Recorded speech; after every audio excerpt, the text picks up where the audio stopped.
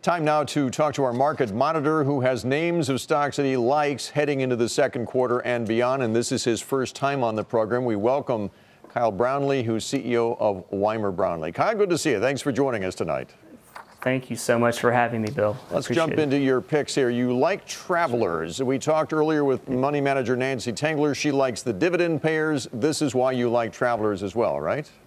It really is. You know, I think with the recent pullback of travelers and the stock price and the really cash-heavy position that they have and the current dividend yield, it's certainly a good place to be during this volatile period.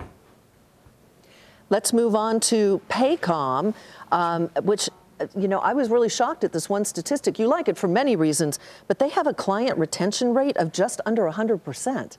That's exceptional. Sue, that's an amazing statistic. And I think anytime you have 91% client retention, that absolutely speaks to the quality of your tool, your product, and the team behind it. Paycom is a great kind of mid-market HR space play. They have great growth, and they do it without taking on a lot of debt. I really do like Paycom. Okay. And number 3 for us tonight is Raytheon. Why that one? You know, Raytheon right now, I think is two things. One, again, the dividend and the cash position.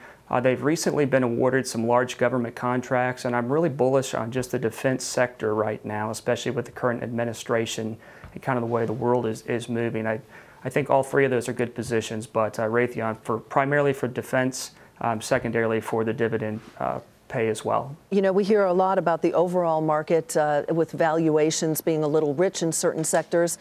You gave us these 3 names, but are you finding other opportunities in the market? How do you view it overall?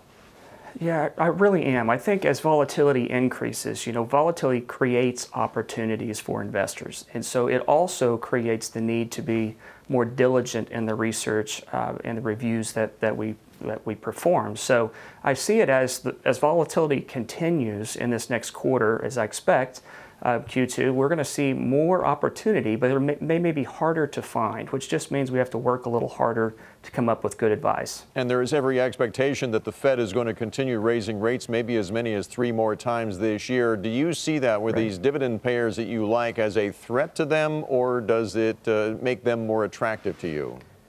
Yeah, great question. In my opinion, I really see it as an advantage to these dividend payers. Assuming that we see the Fed continue to raise in Q2, I very much expect investors are going to be looking for an alternative position to bonds for income and risk mitigation.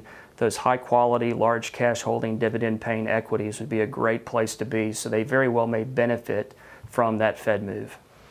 Kyle, good job. Thank you. Hope to see you again soon. Thank you. Appreciate it, guys. Thank you. Kyle Brownlee with Weimer Brownlee.